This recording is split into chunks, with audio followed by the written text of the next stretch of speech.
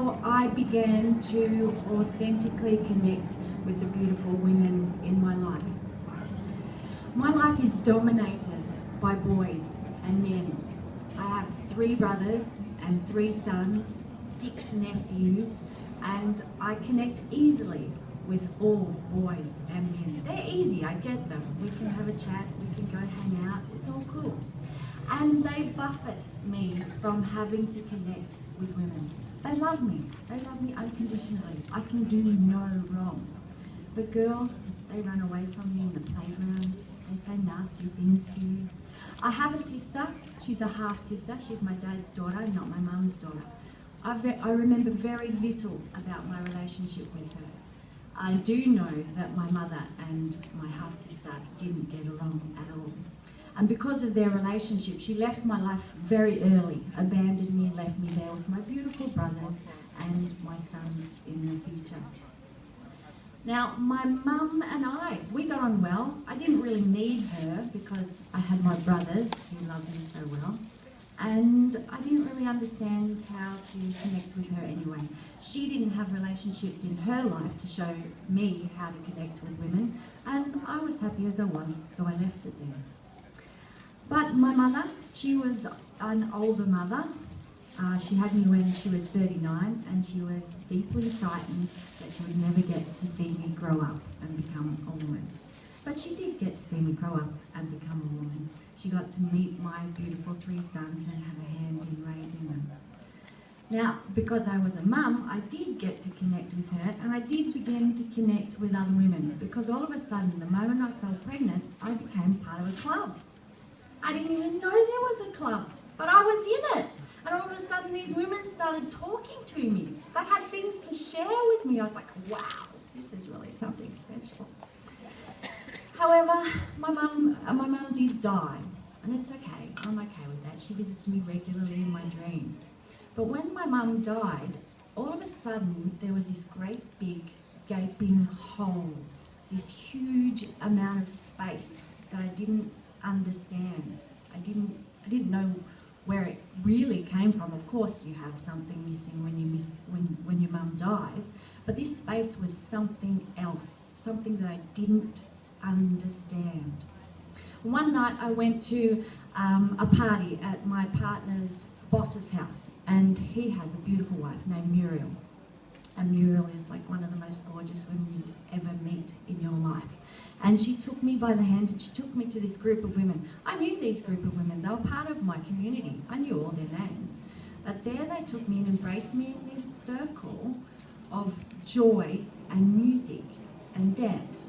And I'm sure you've all been in that situation where you're at a disco or a nightclub, and then you get dancing in that circle and you all take turns going in the middle doing your thing, and then you jump out and somebody gets in. Well, these women were doing this, and they did it with coin belts and sashes, and they were belly dancers. And slowly this nice circle of joy of women smiling and embracing me in their little circle, suddenly that space started to fill. Oh, this is really nice. I kind of dig this. It's a bit different to going to nightclubs. I'm great at nightclubs. I can dance my socks off, and I'm really good at being, that person that chit-chats and runs off, not really connecting. But these women had something special about them that somehow piqued this connectedness in me. So I went along to the belly dancing classes that they all attended. I started dancing with these women, and I felt warmer. I felt that space feeling. So I'd go and I'd dance, I'd have a great time. We started doing events. We'd go to festivals and concerts, and we'd perform. And we even started going away on weekends where we'd do workshops, and there was women everywhere. And they were all really warm and embracing, and it felt really good. We'd get together, the group of us, Muriel and Alison and Val and Fatima. She loved being called Fatima. She was this lovely, svelte Swiss lady, and for some reason she thought it was hilarious that we all called her Fatima. And we would share these motel rooms together, and I always got to share the double bed with Muriel. And oh my God, these women were like the biggest, warmest, beautiful, motherly hug I could ever imagine. At this time, I still wasn't aware of what was happening to me. I was just enjoying this space. And then one day when I'd been out there performing with these beautiful women and feeling part of their group, all of a sudden it dawned on me that I was actually connecting with women. I had no idea what my 3 brothers were doing. I had no idea what my 3 sons were doing because I'd been filled with grief because my mother had died. And in this big cloud of grief, I'd found myself brought into this space that had been lacking, this space where I got to connect beautifully with women. And I felt at peace and I felt in harmony with all of these women, something that I'd never felt before.